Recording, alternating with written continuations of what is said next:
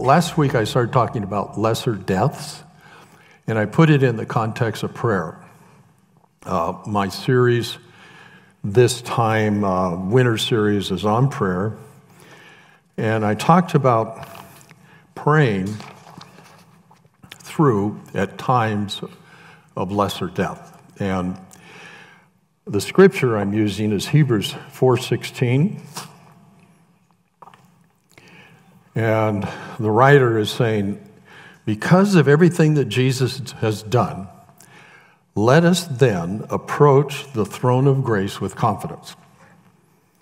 Now, the throne of grace, the throne means provision, it means protection, it means resource, it means whatever you need, and grace is how it's given.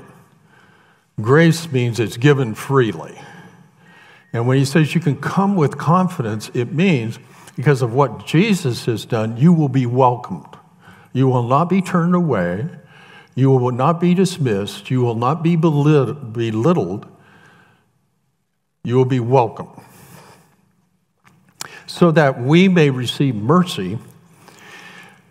I remember almost the day that I decided I really needed a lot of mercy. Therefore, I really wanted to give a lot of mercy. Blessed are the merciful, for they shall receive mercy. I think that's the fifth beatitude. And I thought, I'm not going to do it all right. I'd like to do it all right. Sometimes I think I'm more right than I'm not. But the reality is, I'm just not going to do it all right.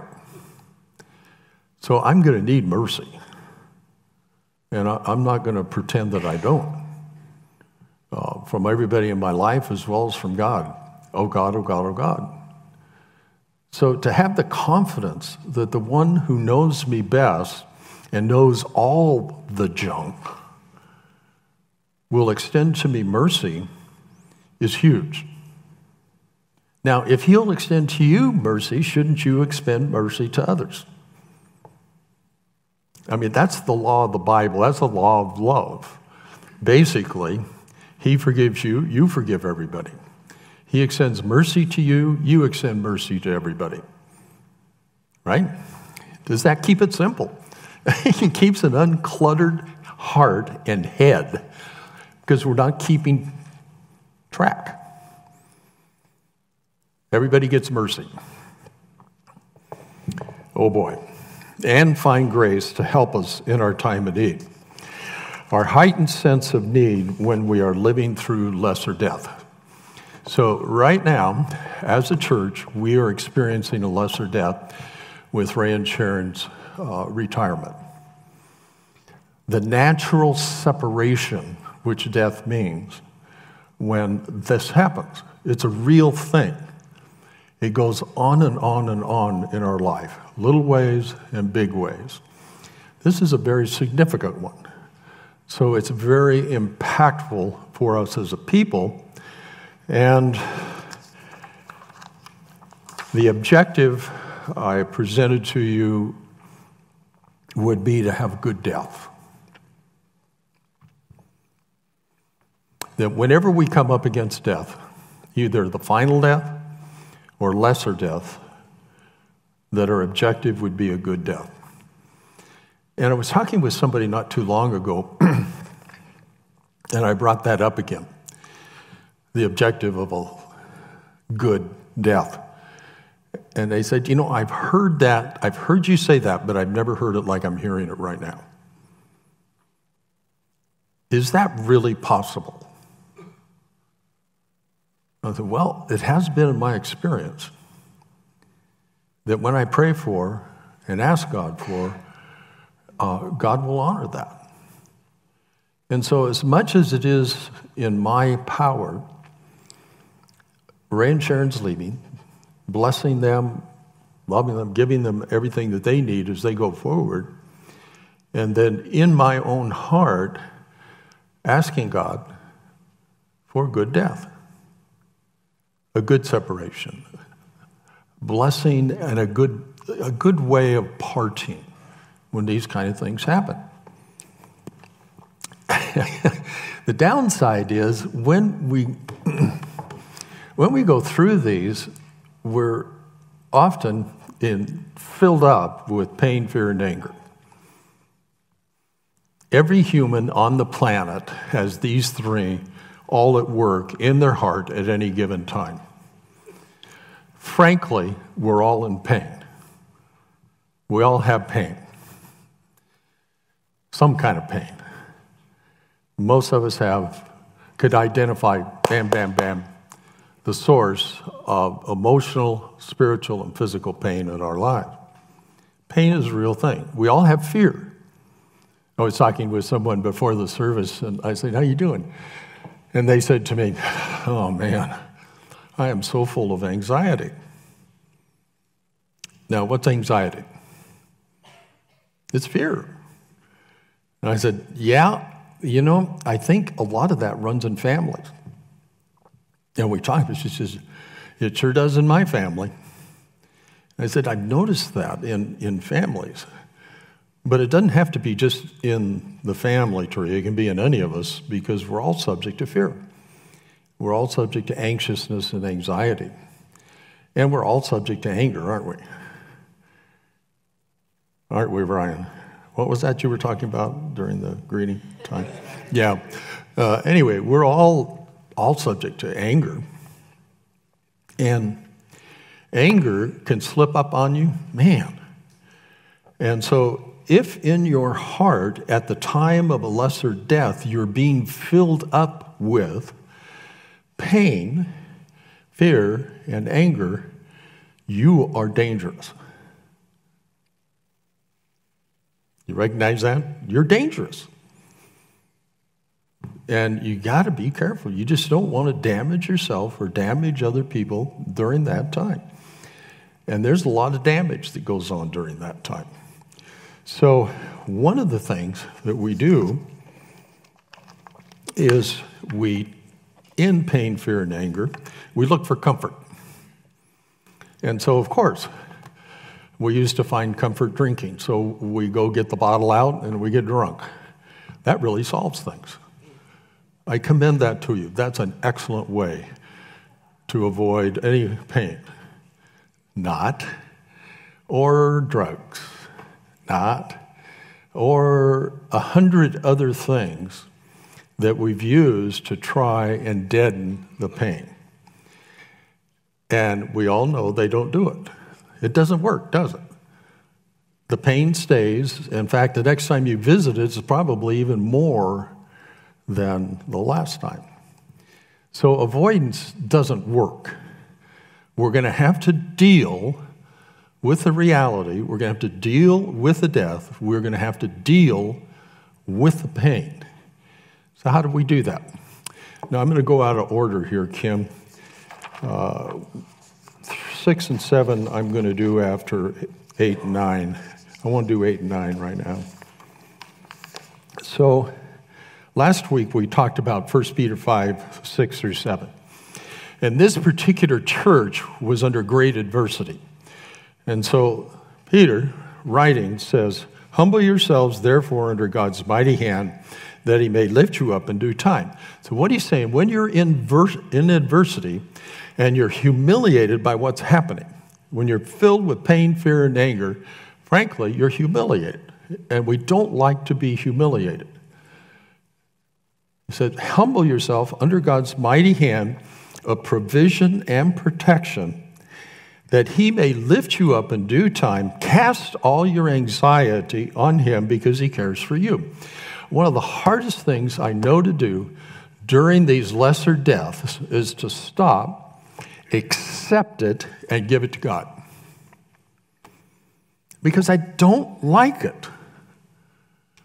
I don't like death. And it seems to say I like it if I'm willing to embrace it and hand it up to God. No, it just means I don't have the control. This isn't my choice. God, what do you think you're doing? And God says, deal with it. You ever had that kind of conversation with God?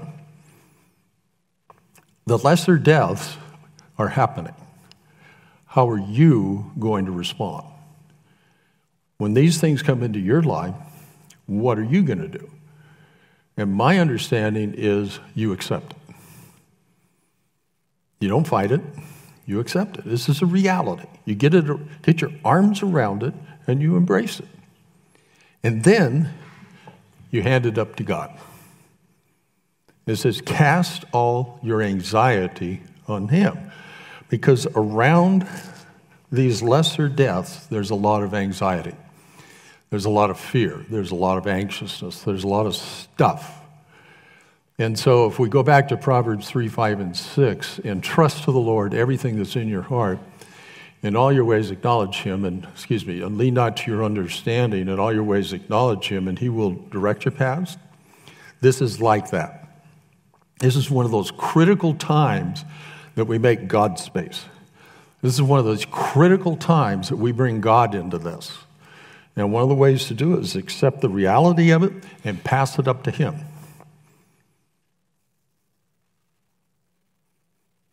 Not easy to do, is it? Especially when we're angry. Read Psalms.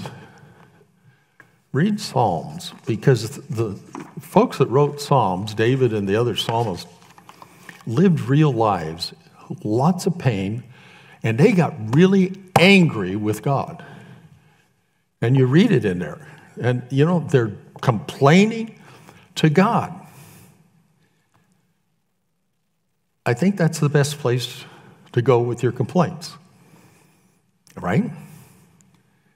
And is it safe to go to God when you're angry? It's the best place to go when you're angry, is go to God. Because you're going to hurt somebody, including yourself. If you go vent, you're going to say something you're going to regret. You just don't want to do that. So know you're dangerous when these kind of things happen to you. Cast all your cares on him because he cares for you. And then the prayer that I suggested, Father, this loss has broken me. I am choosing to humble myself under your hand of protection and provision. Here are all my cares, all my fears. They are too much for me right now. When you're overwhelmed, it's too much for you. But it's not too much for God. And so we give it to God. It's amazing what God does with that stuff. Secondly, the point I made last week, when we face these kind of things, it drains us of confidence, and we need comfort. And in 1 Corinthians 14:3, it says that prophecy is an inspired speech that gives strength, encouragement, and comfort to those who will receive it. So I suggested to you that when you get into these kind of situations, that you pray a prayer something like this. Father, I pray that you would speak into my life a word that would strengthen me. Have you ever felt so weak you weren't sure you're going to be able to get out of bed? Have you ever felt so weak emotionally? Weakness is a reality of being human. And so this whole thing of needing God's strength is speaking to something that is so common among us, and that is when our strength just drains out, we're weak, God said, I will give you my strength. God's not offended by your weakness. God's not offended. He knows you're human. He knows you're weak. Courage. That's when we handle the fear. Encouragement means you give me courage that I don't have to make a choice that's not the choice of fear. What you find about your emotions is they demand to be obeyed. And your emotions, frankly, are capricious, meaning They ain't telling you the truth for the most part. And their direction is not going to be good. And you don't want to be listening to them. You want to listen to God. And you got to be careful because of the passion inside of you is going to suggest and say things to you that are not appropriate. They're not going to help you. They're not going to be a blessing. It won't be a good death. Comfort. And when God comforts us, he gives us confidence and hope. And one of the things that gets lost in us when we go through these lesser deaths is confidence and hope. We personally feel a loss of confidence. We personally feel a loss of hope. So imagine like this with us as a church, Ray and Sharon leaving. Oh no, how are we going to live without Ray and Sharon? That's a good question. How are we going to do? I mean, can the church survive without Ray and Sharon? Are they the absolute essential equal to whatever? Well, all of us have to face this in any lesser death when something or someone leaves, and we have to live with the consequence. Do we go on living? There's an answer. Yeah, we do. We go on living. We're going to live through this. And so we need to decide how we're going to live through this. This is a huge, huge, huge one. This is the biggest one of our 39 and a half years that we're talking about today with Ray and Sharon retiring, without a doubt. And it'll be important for you to come tonight to see how that fits in the overall picture of NCC right now and how we're going to go forward. You need to be here tonight. So Romans 8:28 says, we know, which means we believe, that in all things. Is this one of the all things right now? Is this one of them? God works for the good. Is God working for our good right now? Each of us, NCC, Ray and Sharon Moody, and I think I'd like to be where they are. Anybody want to go with me? You know, on the beach in Pacific Beach, walking in the sand. I said, walk in the sand is something for me. I haven't felt sand in my toes in a long time. I'm ready for some sand. To those who love him, to those who have been called according to his purpose. So the prayer, Father, I pray that you would help me to believe that in this loss I am experiencing, you are working good in it for me. You get this? It's like we rise up and we say, I'm not going to let this take me down. The enemy's yelling at me and screaming at me and telling me lies. I'm not going to believe it. I'm going to believe what God says. And I'm going to stand up to him.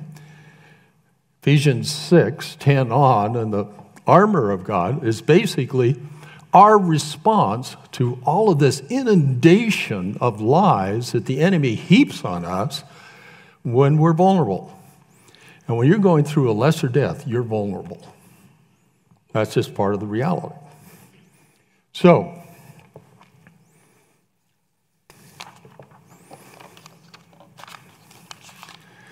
this is one of those amazing moments in my life.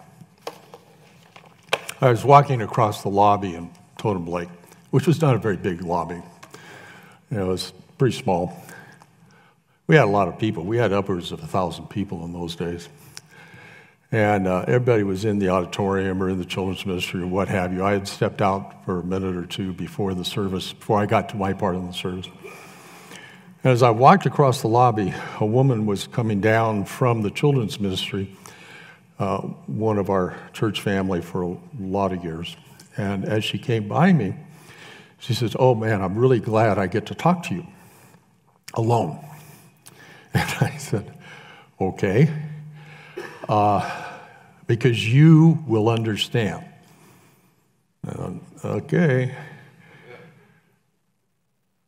Her son was in the third year of a battle with leukemia. And we'd all been part of it. I think he was around 8. She looked at me and said, I hate leukemia. I hate what's happening to my son. I hate all that's gone on. I would take it myself in a minute. I hate it. But I wouldn't trade the gifts I've been given these last 2 years because of it. I was on holy ground. I just was like, oh, wow, this is a mother. This is her firstborn son. And she's in no way connecting the two as though I asked for this so I could get this. That's stupidity. No, but this comes. The crap comes. The lesser deaths come. The disease and the loss come. But God will not let them be the victors. He will absolutely not let them rule over you if you will choose him.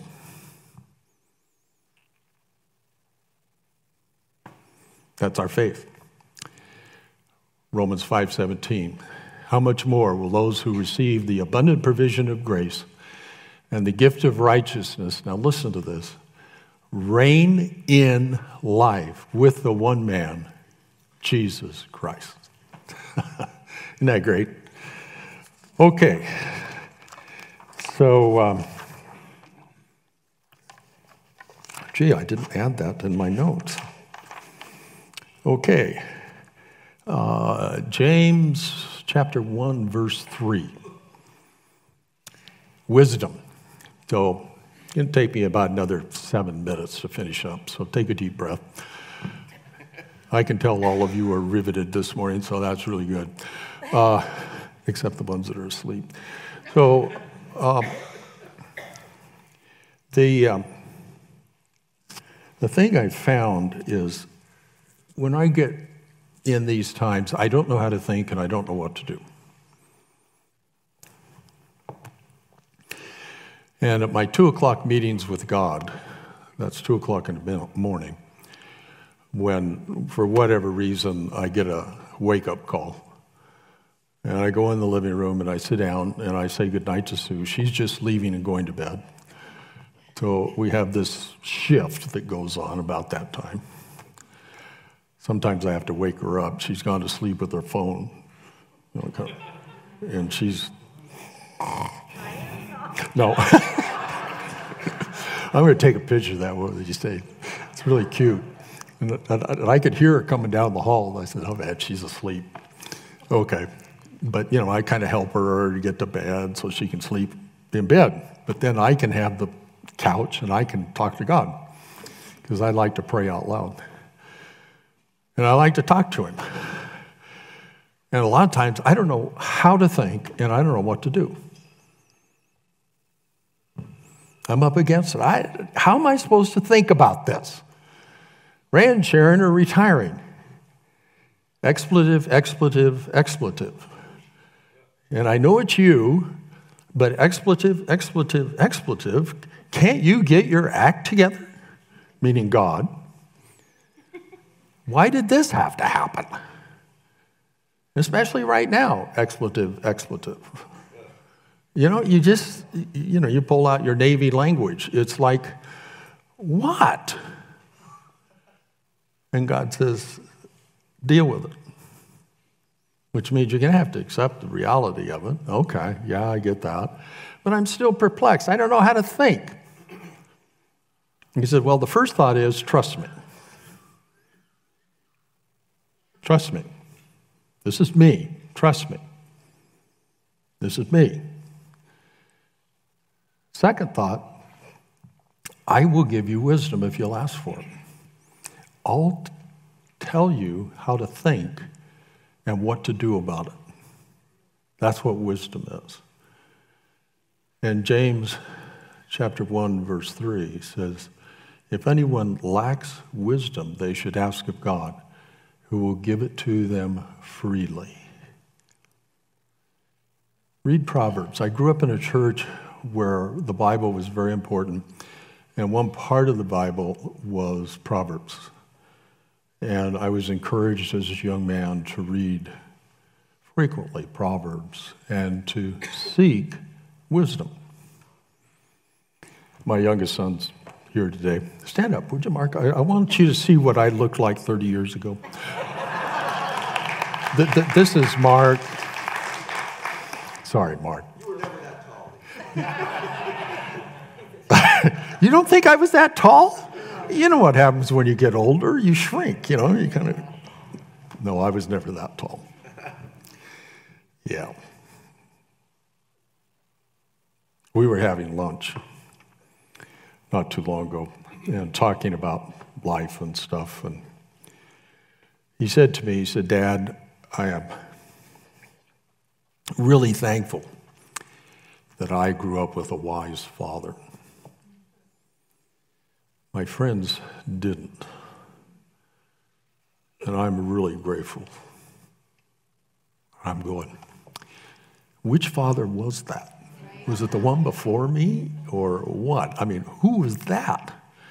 Because when you're struggling going through, you don't see yourself as wise.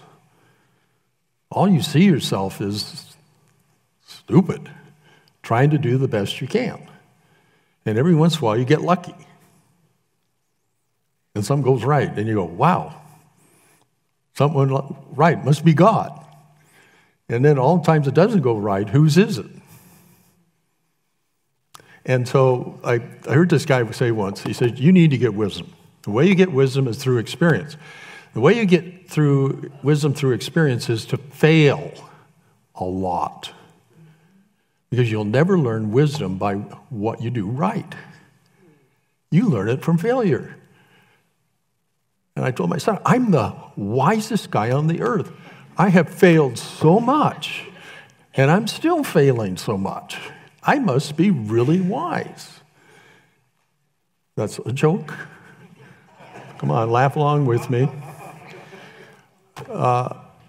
There's no excuse for intended failure, but the whole idea of sin is you don't intend to, but you do. You do your best. We all do our best. Ray and Sharon, for 37 years, did their absolute best. Right? And for 39 and a half years, I've done my absolute best. And for every year that you've been here, you've done your absolute best, haven't you? I know you. We've all done our best, right? And still, this has been the outcome. Because this is what life is like. You don't have control of these things. And what we have to trust is God in this whole thing. And so wisdom begins with what? God's perspective. Get God's perspective. What does he see? What does he think?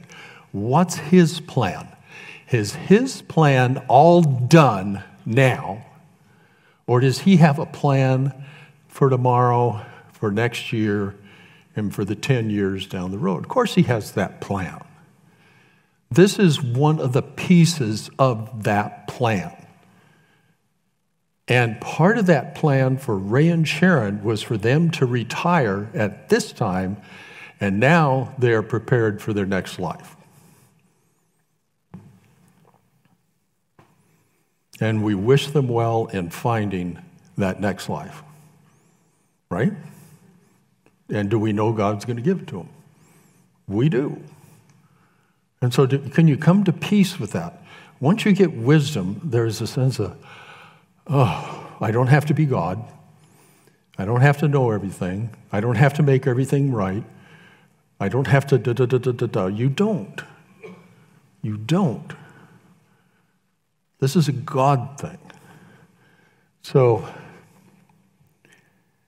Father, I need your help. I am overwhelmed right now, and I don't know how to think or what to do. Please give me wisdom. I love the way he does that. God is the most creative communicator.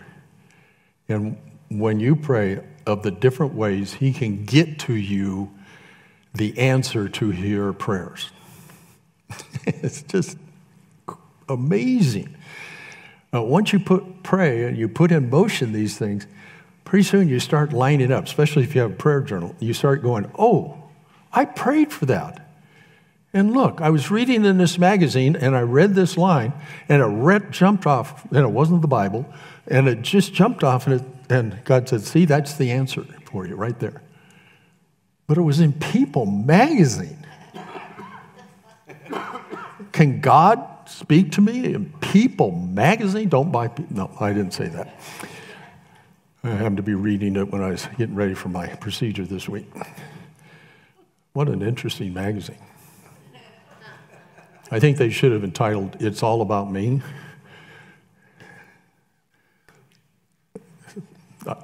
I got to stop because I'm going to be naughty here in a minute. So, of course, it's all about Jesus, isn't it? Okay, so there you go. Now you're going to come tonight, and we'll finish this conversation tonight. And I'll be able to give you a complete picture of NCC. I'll be able to tell you how we got here, and I'll be able to tell you what we're going to do to go forward. What more could you ask than that? And you can have a nice dinner while I'm telling you before.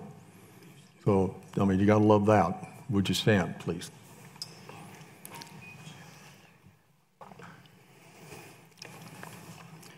Father, it's life is definitely an adventure, and we definitely don't have control, and we definitely need you at every corner, every day, in every way, and we're so thankful, Father, for your goodness to us. And we're so thankful for Ray and Sharon, and we want for them to just thrive down there in Pacific Beach. That they would heal, that they would be restored, that they would come back refreshed.